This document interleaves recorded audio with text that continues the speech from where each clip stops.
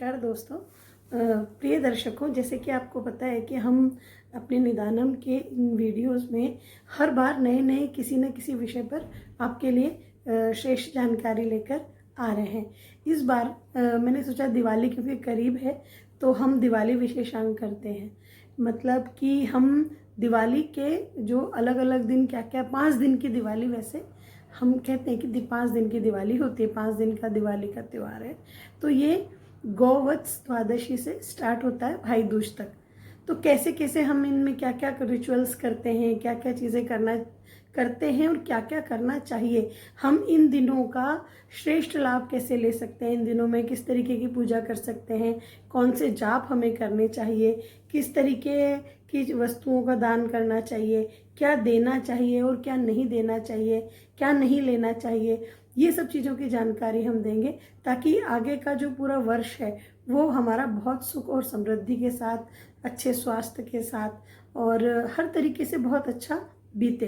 तो आप लोग जैसे कि जानते ही हैं, दिवाली के इस विशेषांक में मैंने आपको बताया कि सबसे पहला हमारा जो दिन आता है, त्यौहार आता है, या ये कहना चाहिए कि त्यौहार की शुरुआत जो होती है गौवत्स द्वादशी से होती है।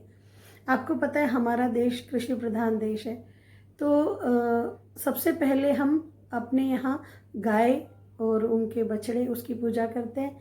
क्यों करते हैं आपको पता है कि भाई गौ को भी हमारे यहाँ माता का स्थान दिया गया है। सभी देवी देवताओं को उसमें निहित माना गया है कि गौ सेवा जो है, गौ सेवा करना मानवता की सेवा करना और ईश्वर आराधना करना बराबर है। तो मित्रों, क्या है कि ये गौवत्स द्वादशी के दिन आपको गाय और बछड़े की पूजा करनी चाहिए। गंध, अक्षत, पुष्प, रोली, इन सब से जल और उनको मिष्टान कुछ देना चाहिए। उनको उचित आहार जो भी है वो देना चाहिए, उनके नाम से दान कर सकते हैं आप। इसके अलावा उस दिन से आप 5 दिन तक कोई भी एक मंत्र का प्रण ले सकते हैं कि आप उस मंत्र का, अगर आपको कोई गुरु मंत्र मिला है तो कि मैं इन 5 दिनों में उनके 1 लाख जप करूंगा या करूंगी, या मैं इतनी साधना करूंगी। ये 5 दिन बड़े विशेष होते हैं। अगर आप सूर्योदय से पहले उठ के अगर आप दिए लगाते हैं, अगर आप जाप करते हैं, कोई किसी भी तरीके की साधना करते हैं, बहुत श्रेष्ठ फल देती है। और उस हर एक मंत्र को सिद्ध करने का ये बहुत अच्छा समय माना जाता है। इस समय में जैसे गौवत्स द्वादशी के दिन मैंने कहा कि गाय और बछड़े की पूजा की जाती है।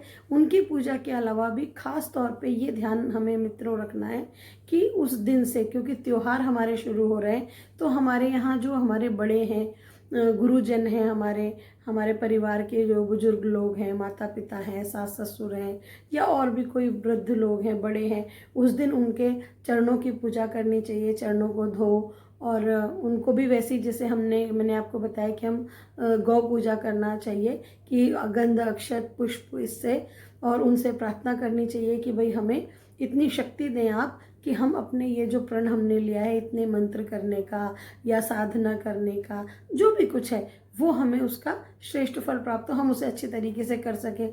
तो बहुत सारे मंत्र हैं, जैसे मैंने आपको बताया कि गुरु मंत्र आप कर सकते हैं अगर आपको कोई गुरु मंत्र मिले। अगर कोई ऐसा व्यक्ति है जिसे गुरु मंत्र नहीं मिला है या उसे समझ नहीं आता है कि भाई वो क्या करे, कौन से मंत्र का जाप करे, तो श्रेष्ठ है आप गायत्री मंत्र का जाप कर सकते हैं। कोई से भी लक्ष्मी के मंत्र का जाप कर सकते हैं, जैसे श्रींग जो है वो लक्ष्मी जी का मंत्र है। फिर कोई नारायण का मंत्र है उसका जाप आप कर सकते हैं। विष्णु सहस्त्र नाम जो है उसमें भगवान विष्णु के 1000 नाम है, आप उनके 1000 नाम में से कोई सा एक नाम आप ले सकते हैं, आप उसका जाप कर सकते हैं। तो इस तरीके से आप कोई भी एक जाप कर सकते हैं। ये सारी स्थितियों के साथ मित्रों, और मैं आपको ये बताना चाहती हूँ कि इस दिन कम से कम 12 दिए लगते हैं, 12 दिए लगाने चाहिए। अगर आप नहीं लगा सकते आप 5 दिए लगाएं शाम के समय। दियों की पहले उनमें तिल का तेल यूज़ करें, चाहे आप सरसों का तेल या कोई भी शुद्ध तेल आप इसमें प्रयोग कर सकते हैं। फिर उन दियों की आप पहले पूजा करें, कुमकुम हल्दी लगा के, फिर वो दियों को जलाएं। गोधूली बेला में शाम के समय वो दिए लगाएं अपने घर के चारों तरफ, घर में अपने जो जितने भी आपके कमरे हैं, घर है, उसमें दिए लगाएं। आप ज़्यादा दिए भी लगा सकते हैं, ऐसा कुछ नहीं है कि 12 11 बोले हैं, 12 बोले हैं, 5 बोले हैं, तो ऐसा नहीं, आप ज़्यादा भी लगा सकते हैं, पर कम से कम 12 लगाने चाहिए। दूसरी बात यह है मित्रों कि जो दिए हम लगाते हैं उनकी पूजा करके उनसे प्रार्थना करें कि हमारा पूरा वर्ष जो है वो इन दियों के प्रकाश से प्रकाशित रहे, खुशियाँ हमारे यहाँ रहे।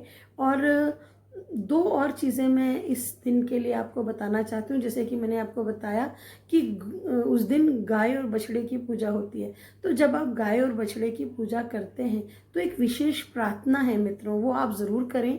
आप गाय और बछड़े जो है उनकी पूजा करने के बाद आप हाथ जोड़ के प्रार्थना करें कि हे गौ माता, आप ही साक्षात कामधेनु हैं, आपके पूजा से, आपकी आराधना से हमें सारे जो भी ऐश्वर्य है, सुख है, वो प्राप्त होता है, मनोकामनाएं पूर्ण होती हैं, है ना। तो कामधेनु जो है वो मनोकामनाओं को पूर्ण करने वाली कही जाती हैं। तो हर गाय में उनका स्थान होता है, सभी देवताओं का स्थान होता है। तो आप जब प्रार्थना करें उनसे कहें कि मेरे जो भी कष्ट हैं आप उन्हें मिटाएं, मुझे तन मन धन हर तरीके से जो है योग्य बनाएं, स्वस्थ करें, धन से संपन्न करें। अगर आपकी कोई विशेष समस्या है, मान लीजिए स्वास्थ्य से संबंधित या धन से संबंधित या आपके पारिवारिक संबंधों से संबंधित कोई भी समस्या है, तो आप प्रार्थना करें और आप पाएंगे कि ये 5 दिन में जो भी मंत्र का आप जाप करते हैं उससे आपको बहुत लाभ मिलेगा। जैसे कि मैंने आपको बताया, विष्णु सहस्त्र नाम से आप ले सकते हैं, आप लक्ष्मी जी का कोई मंत्र ले सकते हैं, आप कृष्ण का कोई मंत्र ले सकते हैं। अगर आपको कुछ भी नहीं समझ आ रहा है तो मैंने कहा आप गायत्री मंत्र ले सकते हैं, महामृत्युंजय मंत्र का जाप कर सकते हैं, आप ओम नमो भगवते वासुदेवाय, इसका नमो नारायण, कोई भी एक मंत्र आप ले सकते हैं और उसका जाप आप कर सकते हैं। तो इस तरीके से आप गौवत्स द्वादशी के दिन से ये त्यौहार अपना शुरू करें, दिवाली का इस दिन ये इतनी पूजा करें। और सबसे बड़ी बात कि जो ये मंत्र है या ये जो दिन है, इनमें एक सबसे बड़ी और महत्वपूर्ण चीज़ है कि आप हिंसा न करें। हिंसा करने का मतलब सिर्फ आपको ये नहीं है कि आप किसी को मारें नहीं, किसी को उल्टा न बोले, जीवों की हत्या न करें, या जैसे जो लोग मांसाहार करते हैं वो नॉनवेज न खाएं, वो भी है, करना है, मानना है वो भी, लेकिन सबसे बड़ी हिंसा जो है वो मन और वचन की है। तो अगर आप मन और वचन की हिंसा का त्याग करते हैं तो आप अपने आप ही ईश्वर के करीब हो जाते हैं। बुरा न होना ही अच्छा होना हो सकता है ना। तो ये आप इस चीज़ का ध्यान रखें।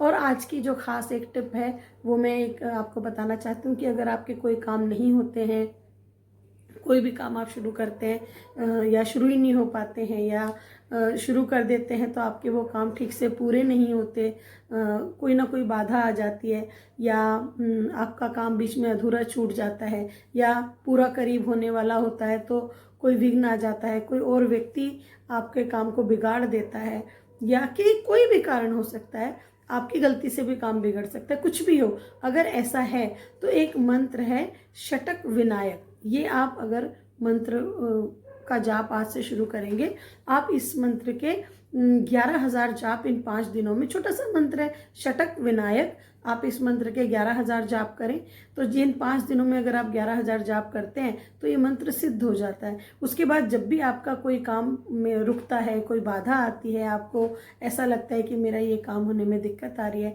आप इस मंत्र का 5 बार उच्चारण करें, 7 बार उच्चारण करें, बहुत है तो 9 बार उच्चारण करें, आपका काम हो जाएगा। और इसके अलावा रोज आपको इसकी 1 माला सुबह, 1 माला शाम को तो करनी है। 1 माला से मेरा मतलब है 108 बार।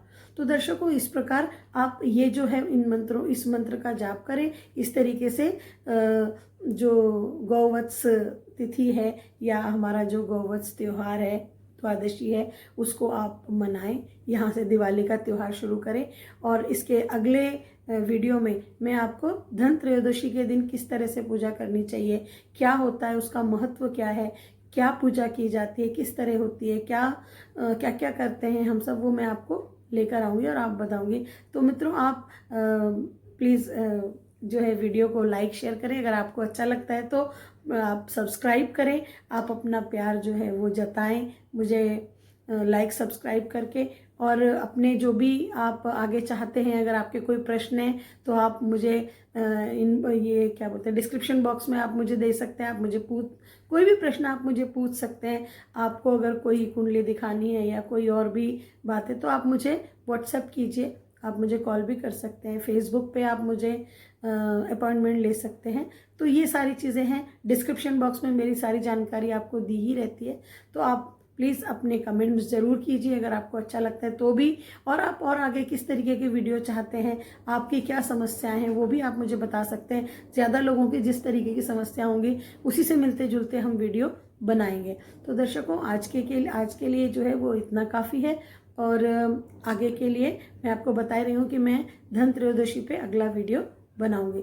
तब तक के लिए धन्यवाद और दीपावली की अनेक शुभकामनाएं। नमस्कार, जय गुरुदेव।